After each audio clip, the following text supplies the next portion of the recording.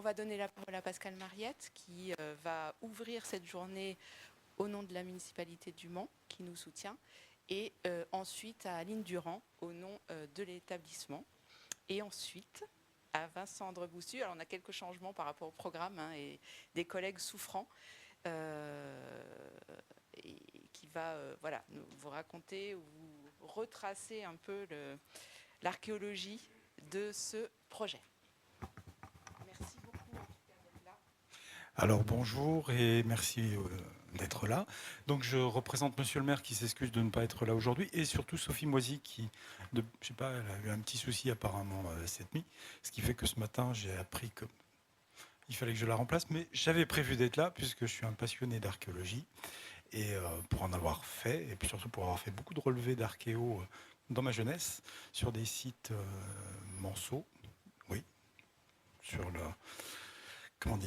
les Ternes, et puis dans la Sarthe avec beaucoup de choses dans le Nord-Sarthe sur le Fanum de Wessau en particulier et l'Oppidum de Jeanne Le Grand.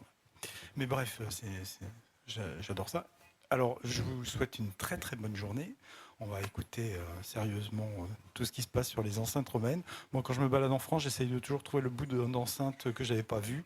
Donc, c'est vrai que dans chaque ville, je dis tiens, il y a un bout d'enceinte, il faut aller chercher. Donc c'est assez amusant, mais c'est vrai que celle du Mans est quand même... C'est la plus grande que j'ai vue en France jusqu'à présent. Mais on le sait tous, hein, c'est tout. Celle de Poitiers, le bout de Poitiers me plaît beaucoup derrière le Palais Comtal. Voilà. Eh bien, écoutez, belle journée à vous. Et puis, on va assister ensemble à ce colloque. Merci Pascal. Je donne la parole à Aline Durand.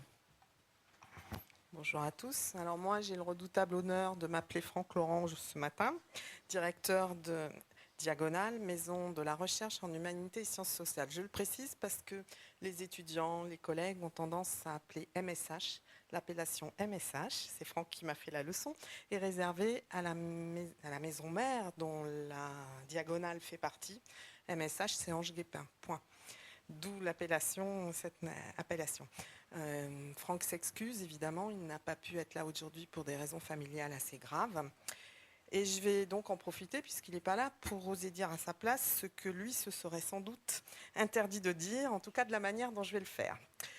En tant que directrice aussi adjointe du CREA, je peux certifier que lorsqu'il nous a réunis en comité directeur pour nous annoncer que Murus avait été... il nous a donné les résultats de l'appel à projet de la MSH, à savoir que Murus était classé en première position à l'unanimité et sans conteste possible.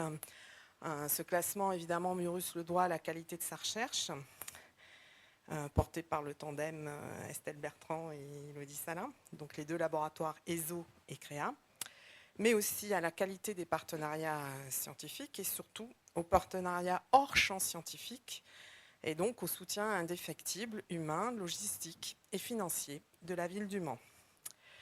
Je pense que Franck serait content, comme vous allez le faire aujourd'hui, de tous les fruits de ce projet. Et je pense voilà, ce que je voulais dire, c'est que quand il nous l'a annoncé, on a bien senti qu'il était à la fois très heureux et très fier. Comme je suis historienne, moi je vais faire un peu d'histoire. Je vais remonter aux racines de Murus. En 2017, le maire du Mans, Jean-Claude Boulard, dont le musée Carré Plantagenet porte aujourd'hui le nom, souhaitait présenter un projet de classement UNESCO de l'enceinte romaine du Mans. Et c'est ainsi que le renouvellement des données archéologiques et historiques a débuté sur l'enceinte romaine via un PCR, projet collectif de recherche du ministère de la Culture, porté initialement par Martial Monteil, Hugo Meunier, qui était à l'époque au CAPRA, et moi-même. Et ce, en concertation toujours étroite avec le service patrimoine de la ville du Mans et son directeur Franck Miot.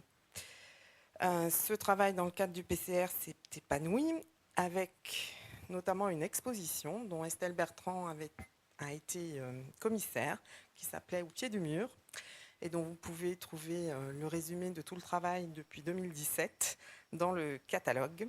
Je pense pouvoir dire, Franck, qu'elle a eu quand même un grand succès et qu'elle a fait rayonner la ville du Mans.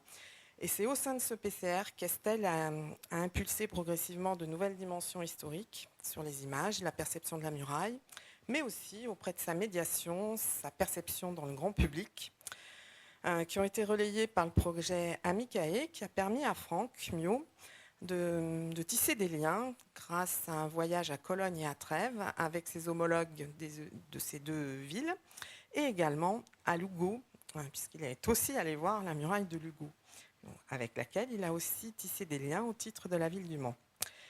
Ces directions scientifiques se sont enrichies donc de nouvelles dimensions en sciences participatives, avec l'intégration et les liens tissés avec ESO, représentés ici par Élodie Salin, mais aussi avec les collègues d'universités étrangères, alors par ordre chronologique, Rome La Sapienza et Rossana Mancini, Lugo et Elena Frère, qui font non seulement rayonner nos laboratoires respectifs et nos universités, mais nourrissent la recherche de dimensions comparatives. Ce socle de base s'est ensuite élargi avec l'intégration d'autres collègues d'autres universités de la France de l'Ouest, Nantes, Angers et Bretagne-Ouest. Alors aujourd'hui, c'est la journée de clôture de Murus. Vous allez avoir les résultats de 2 ans d'efforts. Mais pour moi, c'est un commencement. C'est un commencement parce que le projet tel que je l'ai vu fonctionner, je trouve qu'il est pleinement mature et prêt à franchir d'autres caps, d'autres appels à projets, dont je n'ai pas de doute, qui vont être fructueux. Donc je vous souhaite à tous une bonne journée scientifique. Merci beaucoup Aline pour ces mots de bienvenue et ce rappel historique. Je donne maintenant la parole à Vincent André-Boussu. Merci, qui remplace un peu à la dernière minute Philippe Duhamel. Oui, alors je vous rassure, la thématique de remplacer les intervenants prévus s'achèvera avec la mienne aujourd'hui. Les interventions prévues sont bien celles avec les intervenants prévus initialement. Donc je prends les habits de Philippe Duhamel, qui a été pendant longtemps le porteur et le directeur du GIS études touristiques, donc du groupement d'intérêt scientifique qu'on a la chance ici dans notre territoire d'être porté à Angers pour fédérer, c'est le seul organisme de ce genre sur le tourisme en France, pour fédérer en fait tout un tas de chercheurs de disciplines extrêmement variées, de la gestion, du marketing, à l'histoire, à la géographie, à l'économie, au droit, qui s'intéresse au tourisme et qui est aujourd'hui, qui fédère aujourd'hui 21 établissements d'enseignement supérieur et quasiment 200 chercheurs, et pour promouvoir la recherche qui s'intéresse, alors de près ou de loin, au tourisme, souvent en articulation avec des thématiques relativement variées. Et si aujourd'hui on parle du GIS études touristiques, c'est que, parce qu'on me demandait de faire l'archéologie du projet, c'est que finalement c'est grâce au GIS qui a été lancé en 2019 qu'est née cette recherche au départ, puisque finalement Estelle et Aline, vous avez été quasiment les premières à avoir bénéficié d'un support. Alors l'idée du GIS, c'est notamment beaucoup d'être un incubateur de projets, donc pour tester des idées. Et ça a été la première occasion dans ce premier projet qui s'appelait Muma Tourisme, sur les pratiques touristiques liées notamment à l'enceinte romaine, de commencer à faire du lien avec la ville du Mans, avec laquelle vous aviez déjà entamé cette discussion, mais pour formaliser ce travail, qui ensuite a grossi avec ce financement de la MSH Ange-Guépin, et qui, d'une certaine manière, c'est un peu double tremplin, on voit bien le show d'échelle. Et je rejoindrai Aline, il y a une forme de maturité aujourd'hui qui serait normalement, en tout cas intéressante, d'aller plus loin encore avec un financement plus important. Donc au nom du GIS études touristiques, qui n'est plus dirigé aujourd'hui par Philippe Duhamel, mais par Sylvine Piquel, merci, parce que c'est vraiment la trajectoire des projets, la logique de trajectoire que le GIS souhaite voir advenir. Donc vous êtes un bon exemple pour cela. Et puis pour d'autres chercheurs dans la salle, n'hésitez pas à vous saisir, puisque Le Mans Université est évidemment un des premiers partenaires du GIS. Et donc tous les ans, il y a des appels à projets, donc il faut s'en saisir, là aussi, pour développer ces recherches de manière progressive. Et c'est un bon exemple. Donc merci à vous deux et puis à vous tous. Merci beaucoup Vincent pour cette introduction et ce rappel sur le GIS. Et on va y revenir tout de suite avec notre introduction. Alors Estelle, je te laisse commencer si tu veux pour ce rappel historique. Merci Élodie.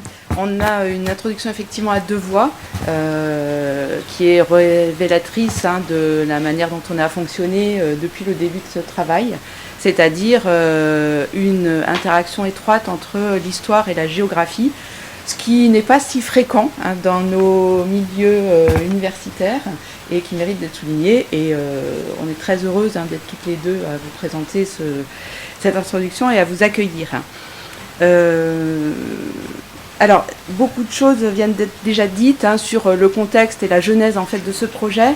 Je voudrais insister néanmoins sur à la fois le fort ancrage local de ce projet, mais vous le savez, puisque le point de départ c'est l'enceinte romaine du Mans, mais aussi sur l'élargissement progressif que ce projet a connu et la manière dont il s'intègre dans le renouveau des recherches concernant d'une manière générale les enceintes romaines tardives et plus généralement le patrimoine fortifié et de nouveaux types de patrimoine.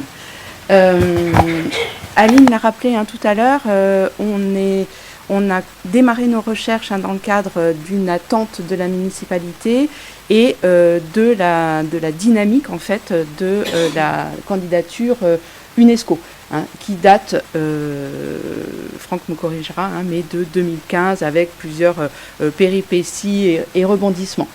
Dans ce contexte-là, la ville a souhaité réunir un comité d'experts pour accompagner en fait la rédaction du dossier de candidature, qui est un chemin, comme vous le savez, très long et qui demande des compétences pluridisciplinaires. Et dans ce contexte-là, nous avons effectivement été amenés à archéologues et historiens de l'Antiquité à solliciter des collègues spécialistes du tourisme et du patrimoine mondial UNESCO. Et c'est à ce titre-là que nos collègues géographes ont intégré ce comité. Ce qui a été évidemment fructueux parce que ça nous a ouvert des horizons très larges. Dans ce contexte également, on peut noter une reprise des recherches archéologiques sur le territoire et sur la ville du Mans notamment, reprise des recherches archéologiques qui se sont manifestées dans un cadre à la fois programmé et préventif, avec une multiplication dans le cadre de l'aménagement urbain et des grands travaux notamment liés au tram, mais aussi à l'aménagement de la place des Jacobins, un certain nombre donc de fouilles archéologiques extrêmement fructueuses qui ont à la fois permis de documenter l'état de la ville du Mans mais, dans l'Antiquité, mais aussi de montrer finalement un certain nombre de lacunes qu'il convenait de combler. Et puis, dans ce contexte également, nous avons pris attache avec des homologues déjà inscrits à l'UNESCO, tels que Lugo et Rome. Et nous avons commencé en fait la collaboration avec Rome et Rossana Mancini. Sur le plan des recherches patrimoniales, on s'est aperçu également qu'il y avait tout un pan de la recherche à ouvrir concernant notamment la réception des enceintes romaines tardives, la manière dont finalement elles avaient structuré un paysage urbain, une communauté territoriale et dont elles avaient fini par devenir un patrimoine approprié par tous. Ça, c'est une histoire qui n'était pas écrite et qui est très intéressante également à retracer. Dans le cadre de plusieurs projets, je ne reviens pas dessus, mais puisqu'ils ont déjà été cités, mais simplement pour souligner qu'ils ont permis de consolider les liens à la fois avec une équipe de chercheurs pluridisciplinaires à l'échelle nationale et internationale dont les collègues sont ici présents. Et évidemment, nous les en remercions parce que leur aide a été tout à fait décisive. Et puis, de consolider le partenariat avec Rome et avec Lugo également. On remercie Elena. Alors, Elena est en visio. Je ferme la parenthèse. Et donc, dans le cadre de ce premier projet Muma Tourisme, nous avons mené un certain nombre d'enquêtes et d'entretiens qui nous ont révélé, en fait, à la fois l'intérêt du public pour l'enceinte romaine du Mans, pour la candidature UNESCO, et la volonté, en fait, des habitants de s'impliquer, en fait, dans la démarche de candidature. Élodie vous en parlera un petit peu plus, évidemment, tout à l'heure.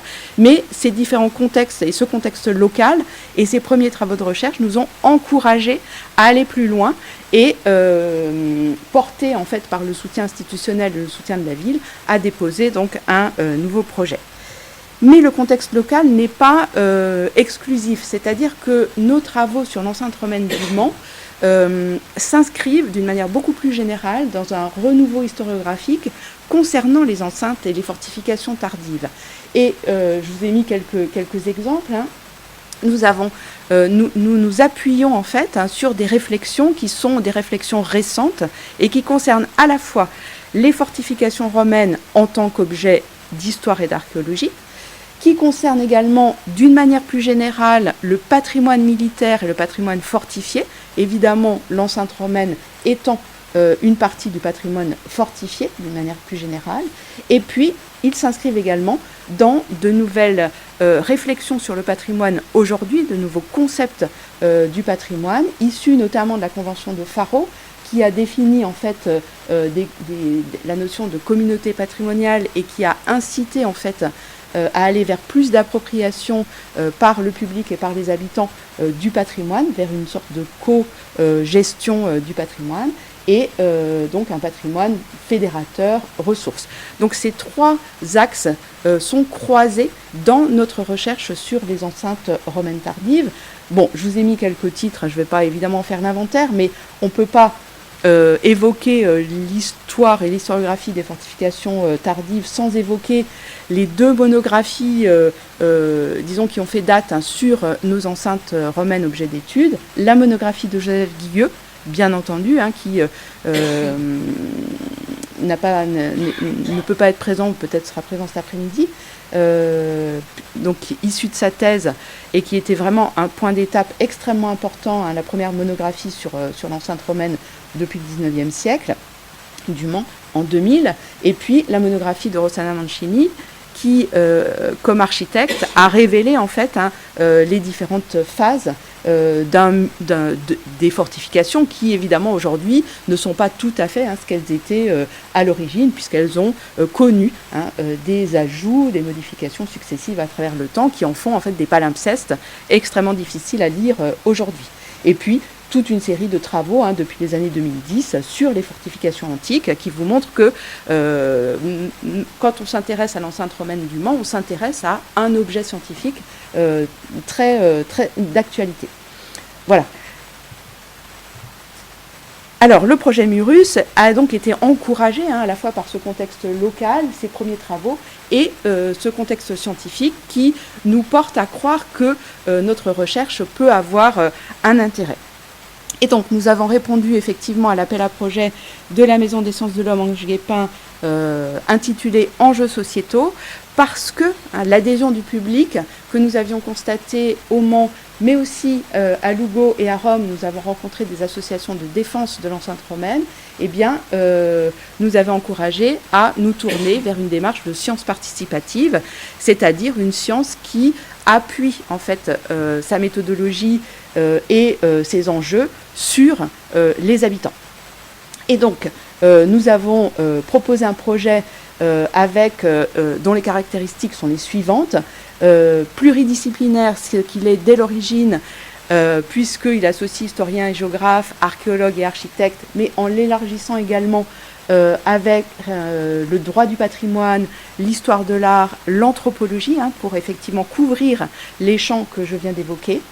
Il était évidemment transnational, puisque la dimension comparative entre les enceintes romaines est décisive dans notre approche en fait, de l'objet enceinte romaine, puisqu'il s'agit de déterminer les singularités de l'enceinte romaine du Mans ou des constantes dans l'évolution de ces enceintes, et participatif, puisque nous associons évidemment, nous souhaitons en tout cas associer les habitants, que ce soit à Lugo, à Rome et au Mans, dans notre enquête.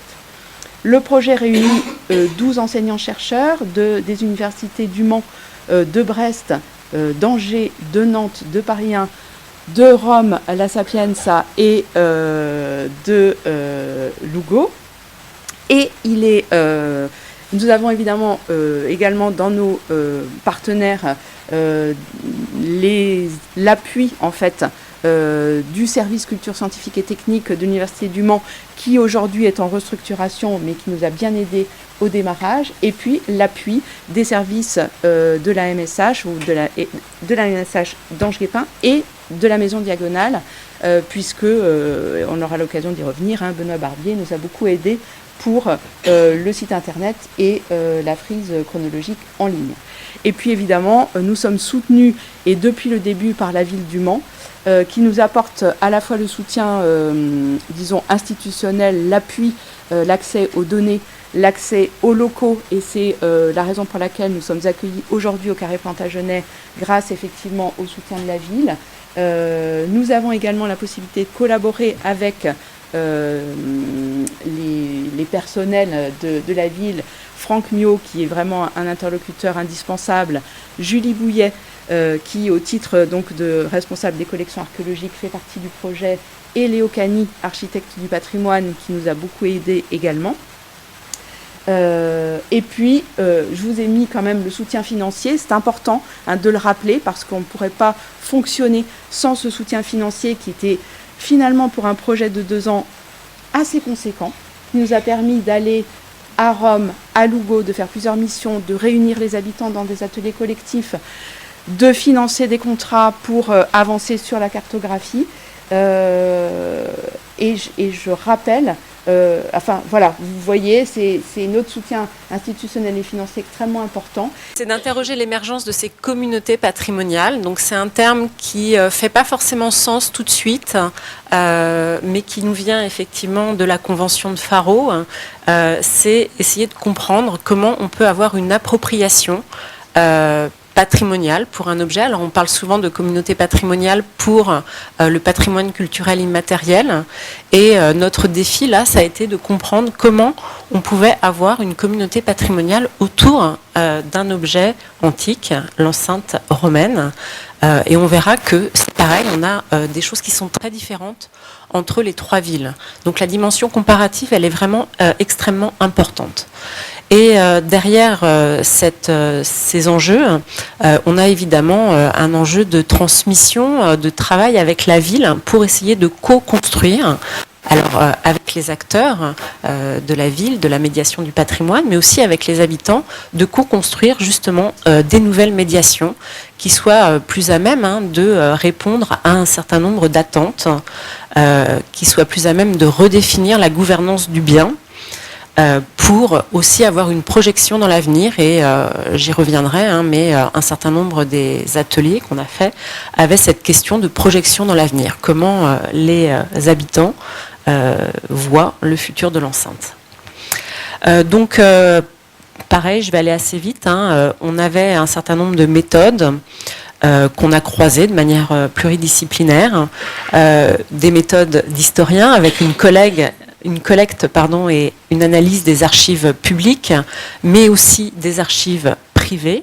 Et c'est là que nos ateliers nous ont évidemment permis d'avoir des témoignages inédits, d'avoir des photographies ou des objets inédits, type photos de famille.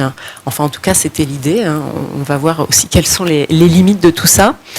Évidemment, les ateliers participatifs, mais ça, je vais vraiment y revenir en collaboration avec Charlotte, avec Loïse et Estelle tout à l'heure, cet après-midi.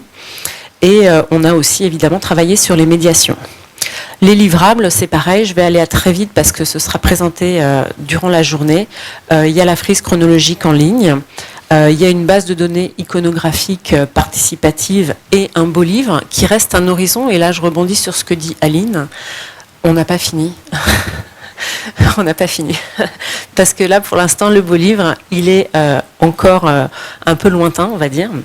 Il y avait mon habilitation à diriger des recherches, donc là c'est un horizon plus proche, et un certain nombre de publications scientifiques qui font suite à ce colloque qu'on est en train de faire en ce moment.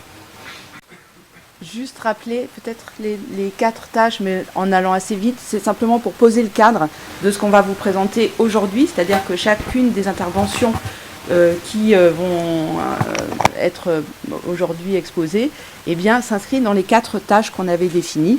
Voilà, donc une tâche plutôt appropriation, réception des enceintes romaines, une tâche atelier participatif, une tâche fabrique patrimoniale à l'aune de la médiation culturelle et des documents d'urbanisme, et une tâche plutôt comparative, les enseignements de la comparaison avec Rome et Lugo. Voilà comment a été structuré notre programme, et voilà comment est structurée aussi notre journée conclusive, qui va permettre de faire un peu le bilan de chacune de ces tâches et des livrables qui y étaient associés.